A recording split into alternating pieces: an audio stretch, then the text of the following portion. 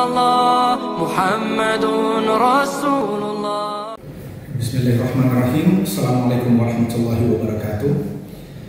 Alhamdulillahirabbil alamin. Wassalatu wassalamu ala asrafil anbiya'i wal mursalin wa ala alihi wa ashabihi ajma'in. Amma ba'd. Saudara-saudara yang insyaallah dirahmati oleh Allah, semoga selalu dalam keadaan sehat walafiat dan selalu dicurahkan berkat dan rahmat oleh Allah, khususnya di bulan Ramadan yang suci ini. Insya Allah dalam kesempatan kali ini saya akan berbagi tentang penelitian, bagaimana melakukan penelitian dengan paradigma Islam. Sedikit tentang penelitian, ini khususnya dalam konteks sivitas akademika ya.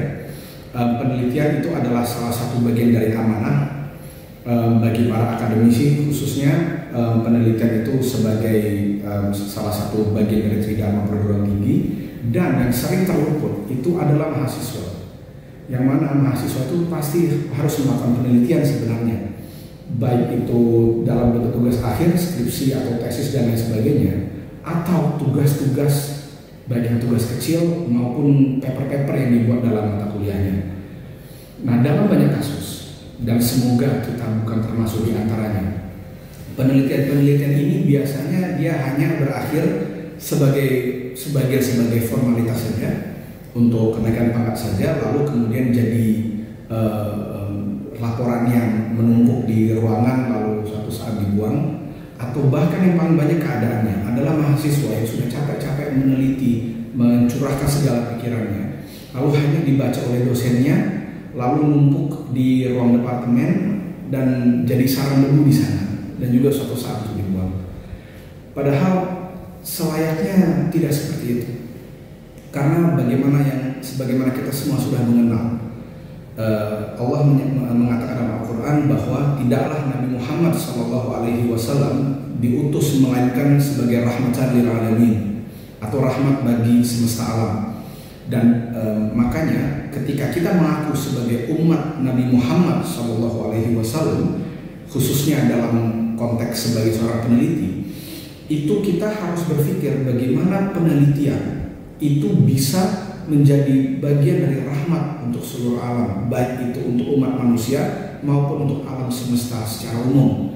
Karena itu penelitian itu nggak boleh itu cuma jadi tumpukan laporan saja dan berujung pada kum saja atau pada nilai saja, tapi dia harus sampai kepada masyarakat, entah itu dalam bentuk publikasi ilmiah, buku atau jurnal, sehingga bisa dibaca oleh khalayak ramai, atau peneliti lain yang bisa melanjutkan estafet keilmuan, atau dia jadi produk yang langsung bisa dinikmati oleh umat manusia, oleh alam sekitar, untuk mendapatkan manfaat dan maslahat sebesar-besarnya dan menjauhkan mudarat sebanyak yang bisa dilakukan. Jadi layaknya itu adalah seperti itu. Tapi bagaimana pedomannya untuk kita melakukan seperti itu? Nah, disinilah kita memerlukan petunjuk. 17 kali sehari minimal, 17 kali sehari kita baca suratul Fatihah. Dan insya Allah bulan Ramadan ini yang lebih ya, semoga ya. Suratul Fatihah ini 7 ayat, tapi dibagi 2 gitu. Paruh pertama itu adalah berisi pujian-pujian kepada Allah. Lalu bagian kedua itu isinya adalah permintaan kepada Allah. Mintanya apa? Ihdina, meminta huda, yaitu meminta petunjuk. Lalu petunjuknya apa? Langsung dibalas di ayat berikutnya, di surat berikutnya maksudnya, yaitu surah Al-Baqarah, yang bunyinya adalah Alif Lam Mim, dzalikal kitabul la raiba fihi hudal lil muttaqin. Inilah kitab yang tiada keraguan padanya, maksudnya kitab Al-Quran, dan dia adalah huda bagi orang-orang yang bertakwa. Tadi minta huda, ini dikasih huda, yaitu petunjuk, tapi hanya untuk orang-orang yang bertakwa. Jadi kalau kita ingin menjadi orang-orang yang bertakwa, maka semua hidup kita secara umum itu selayaknya dibimbing dan dipandu oleh Al-Quran. Dan tidak ada yang namanya kecuali penelitian, nggak ada. Tapi pertanyaannya adalah bagaimana caranya supaya Al-Quran itu bisa memandu kita dalam melakukan penelitian. Padahal tidak semua dari kita itu orang studi agama ya, ilmu tafsir, hadis, dan fiqh dan lain sebagainya, enggak semua. Saya orang hukum, mungkin ada yang jurusan fisika, mungkin ada yang kebidanan, mungkin ada yang kesehatan masyarakat, teknik, sosiologi, psikologi dan lain sebagainya. Tapi kalau begitu kita mulai berpikir bahwa kayaknya agama itu atau Al-Quran itu belum tentu relevan untuk semua hal, nah maka kita jadi dipertanyakan lagi apa betul kita sudah meyakini dan memahami maksudnya bahwa ajaran Islam itu rahmatan lil alamin. Nah karena itu kita perlu mencoba mereorientasi lagi makna ilmu dalam Islam. Karena pada prinsipnya penelitian itu apa sih? Penelitian itu adalah bagaimana kita mendapatkan ilmu, mengolahnya, lalu mengembangkannya sehingga dapat menjadi sesuatu yang bermanfaat. Kan pada hakikatnya seperti itu. Yang pertama perlu kita pikirkan itu adalah bahwa ilmu itu sumbernya adalah dari Allah. Gitu. Itu yang perlu kita ingat nomor satu. Karena Allah itu adalah Al-Alim. Allah itu adalah yang maha mengetahui dan Allah itu adalah Al-Haq, yaitu yang maha benar, yang pemilik segala kebenaran. Dan semua yang benar itu pasti adalah ilmu. Dan semua ilmu isinya pasti adalah kebenaran. Ilmu dalam maknanya yang sejati. Begitu. Nah sehingga makanya kalau kita minta ilmu, kita berdoa, Al-Quran mengajarkan Rabbi zidni ilman. Masa minta sama Allah kalau ilmunya bukan dari Allah? Kan berarti sumber ilmu itu dari Allah. Itu yang pertama harus kita pahami. Itu nomor satu. Nomor dua yang harus kita pahami juga adalah jadinya apa yang aktif harus kita lakukan. Kita harus cari tahu bagaimana sebab-sebabnya ilmu itu bisa datang kepada kita. Bagaimana Islam mengajarkan sebab-sebab datangnya ilmu. Ini penting sekali. Dalam kitab Aqidah An-Nasafi, Imam An-Nasafi itu menyampaikan bahwa ada 3 sebab datangnya ilmu. Yang nomor 1 itu adalah dari pengamatan, yaitu bagaimana manusia menggunakan panca inderanya untuk mengamati di sekelilingnya fenomena-fenomena, peristiwa-peristiwa yang kemudian itu menjadi ilmu bagi dia. Sebab datangnya ilmu dari Allah. Dan ini banyak sekali ayat-ayat yang berbicara tentang pentingnya kita untuk melihat tanda-tanda kebesaran Allah di sekitar kita. Kita juga penting melihat yang lain, misalnya apabila ada kesengsaraan, kita harus membantu mengatasi kesengsaraan itu. Beramar ma'ruf dan nahi munkar itu kan bermula dari kita melihat apa yang salah lalu dibetulkan. Jadi banyak sekali dalil-dalil untuk menunjukkan bagaimana pengamatan itu sangat penting dalam sebab mendapatkan ilmu. Dan banyak dari kita sudah familiar dengan metode-metode penelitian yang terkait dengan itu, terkait dengan pengamatan. Itu metode-metode yang empiris. Itu yang pertama. Yang nomor 2 kata Imam An-Nasafi itu adalah akal, di mana Allah itu menganugerahkan akal yang luar biasa pada manusia, yang mana manusia itu bisa milih akalnya mau dipakai buat ngeyel atau mau dipakai untuk mikir. Karena itu Allah banyak berfirman, misalnya dikatakan afala taqilun, kenapa engkau tidak menggunakan akalmu? Atau afala tatafakkarun, kenapa engkau tidak berpikir? Dan fakaro di sini maksudnya bukan hanya sekedar mikir aja, tapi benar-benar berpikir secara sangat mendalam begitu.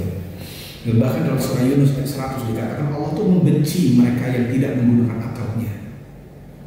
Jadi akal itu adalah sebuah fakulti yang sangat penting gitu dalam untuk mendapatkan ilmu, sangat penting. Nah, sehingga kita pun memiliki banyak metode-metode penelitian yang dia itu berbasis rasional, berbasis logika. Tapi di sini mungkin kita semua sudah familiar, atau mayoritas dari kita sudah familiar. Tapi ada yang ketiga,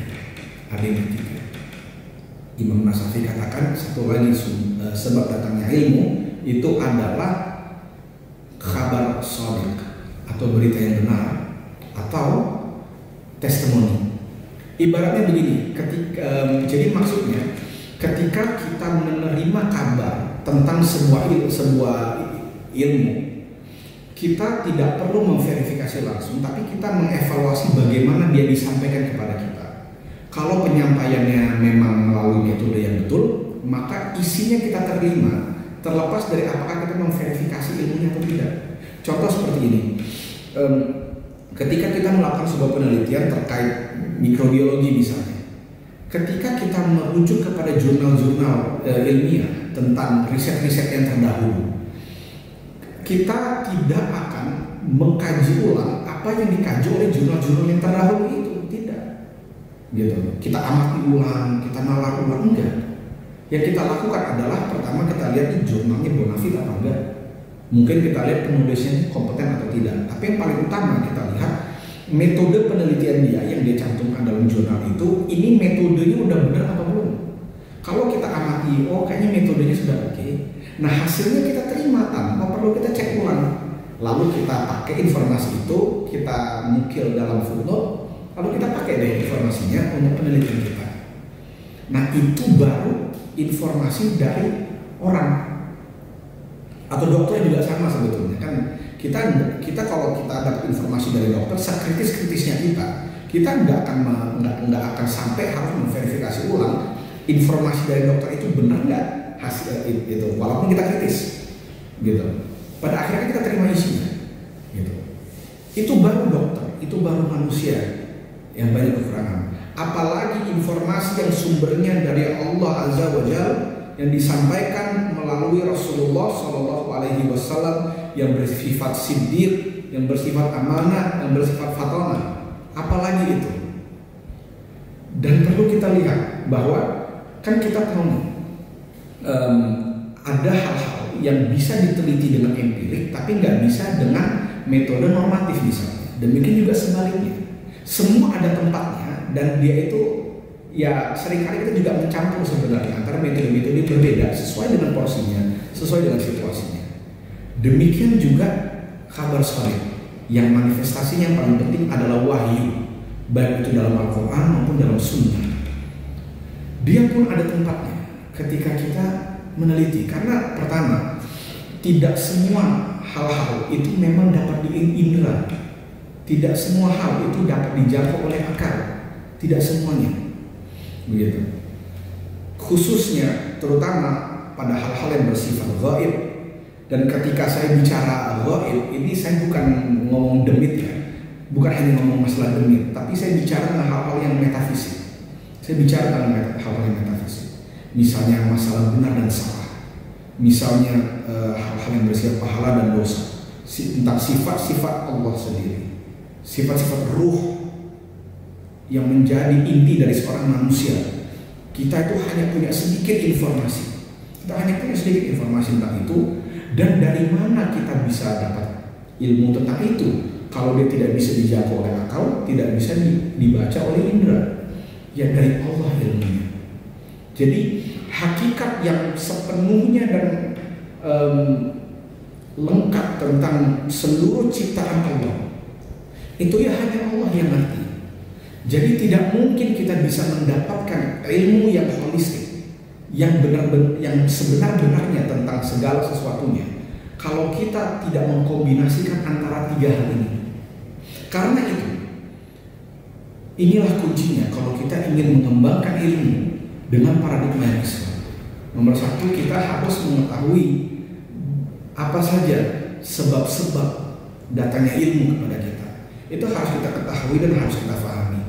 Kedua, kita harus mengetahui bagaimana caranya kita menempatkan semuanya dalam porsinya yang benar. Itu namanya adil, menempatkan semua pada tempat yang benar. Jangan sampai zalim.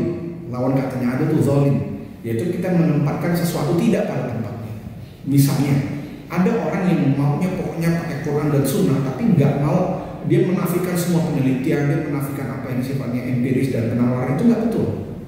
Tapi di sisi lain, kalau hanya menuhankan akal saja dan panca indera saja, itu juga nggak benar, dan dia menafikan wahyu.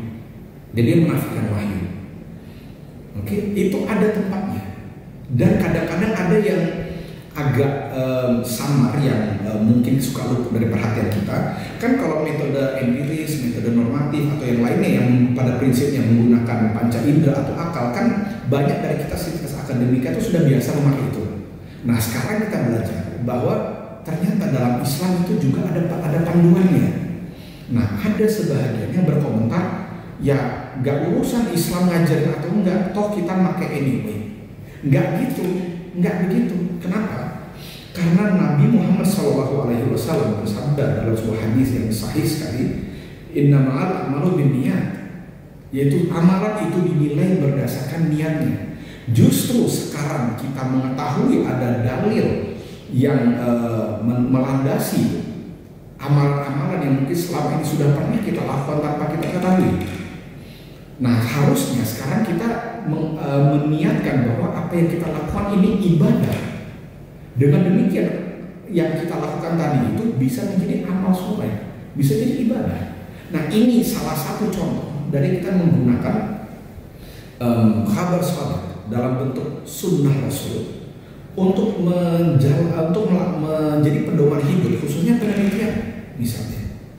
Atau lagi lebih lanjut lagi, bisa jadi kita menggunakan ilmu-ilmu lain yang diperoleh dari syariat Islam, dari Quran maupun Sunnah, dan yang sudah diolah itu dalam berbagai konteks. Seperti misalnya mau meneliti ilmu psikologi dengan memperkaya bagaimana kita memahami insan, memahami manusia dan memahami jiwa manusia. Itu melengkapi bukan hanya kajian empiris dan rasional, tapi ditambah tentang bagaimana wahyu memahami seorang manusia itu sendiri. Dan ini dalam ilmu psikologi ya harus ada rekonstruksi epistemologi dan metodologi yang sangat besar untuk itu ya. Atau dalam ilmu maqasid syariah dari usul fikih itu kita bisa tarik itu dan sudah mulai diterapkan dalam ilmu hukum misalnya, atau kebijakan publik, atau dalam ilmu ekonomi. Bahkan mulai dikembangkan Socio-Economic Development Index berbasis maqasid syariah. Atau yang lain, misalnya kita mengembangkan ilmu-ilmu tentang tibbun nabawi untuk memperkaya khazanah ilmu kesehatan. Dan ini kalau kita bagi contohnya ini banyak nggak habis-habis. Mulai ilmu-ilmu baru atau ilmu yang sudah ada, kita saring dan kita perkaya lagi dengan nafas-nafas Islam sebagai rambu-rambu dan pedoman lebih lanjut, sehingga pada akhirnya ilmu yang kita dapatkan, yang kita olah ini lebih holistik sehingga insya Allah lebih besar memberikan manfaat dan mudarat dan menjauhkan mudarat, maksud saya menjauhkan dari masyarakat dari mudarat sebesar-besarnya. Dan itu yang kita harapkan dari penelitian kita. Tapi yang perlu dicatat, yang perlu sangat dicatat adalah bahwa tidak ada gunanya penelitian, tidak ada gunanya manfaat mudarat, bahkan ditolak manfaat mudarat itu apabila dia tidak mendekatkan kita dan masyarakat kepada Allah, atau malah menjauhkan dari Allah. Sebagaimana kata Imam Ibn Hazm, ilmu itu adalah yang meningkatkan keimanan, begitu. Plus ditambah lagi, Syekh Muhammad Aqib Al-Atas menjelaskan bahwa ilmu itu pada hakikatnya adalah sampainya makna kepada jiwa, dan makna ini adalah makna yang benar tentang sesuatu. Nah, ketika makna sampai jiwa itu ilmu, dan yang kita ketahui tentang jiwa itu adalah jiwa yang sehat, itu adalah jiwa yang selalu sejalan dengan fitrahnya dalam ingin mengenal dan mencari dan mendatangi rohnya. Kalau tidak sampai seperti itu, kalau ilmu kita malah bertentangan dengan itu, maka kita perlu pertanyakan lagi, apa betul ini adalah ilmu sebagaimana yang dituntunkan oleh Islam kepada kita? Karena pada akhirnya bila kita mau memberi manfaat pada manusia, insya Allah alhamdulillah dia akan dapat manfaat, tapi dia akan mati. Anak cucunya pun insya Allah bisa dapat manfaat dari ilmu kita, tapi suatu saat akan mati. Bahkan seluruh manfaat lain di alam semesta ini yang mau kita berikan, alhamdulillah ketika kita bisa membantu melestarikan alam atau setidaknya menunda kehancuran alam. Tapi suatu saat nanti dia juga akan hancur. Dan yang kekal itu hanya Allah. Dan hanya kepada Allah kita akan kembali. Dan Allah akan menanyakan titipan ilmu kepada kita itu kita pakai buat apa. Dan kita akan diminta pertanggungjawaban tentang itu. Sebagaimana firman Allah dalam surah Ar-Rahman, kullu man 'alaiha fan wa yabqa wajhu rabbika dzul jalali wal ikram. Fa bi ayyi ala'i rabbikuma tukadziban. Maknanya semua akan musnah kecuali wajah Rabbmu dengan segala kebesaran dan kemuliaannya, dan nikmat Rabbmu yang manakah yang engkau dustakan. Semoga ini bisa menjadi renungan untuk kita semua dalam melaksanakan penelitian, supaya penelitian kita tuh selalu bisa dibimbing oleh Al-Quran dan Sunnah. Dan kalau kita masih belum paham bagaimana caranya, ya belajar. Itulah penelitian, kan belajar. Semoga ada manfaatnya. Wabillahi taufiq wal hidayah. Jazakumullahu khairan katsiran. Assalamualaikum warahmatullahi wabarakatuh. La ilaha illallah Muhammadun Rasulullah.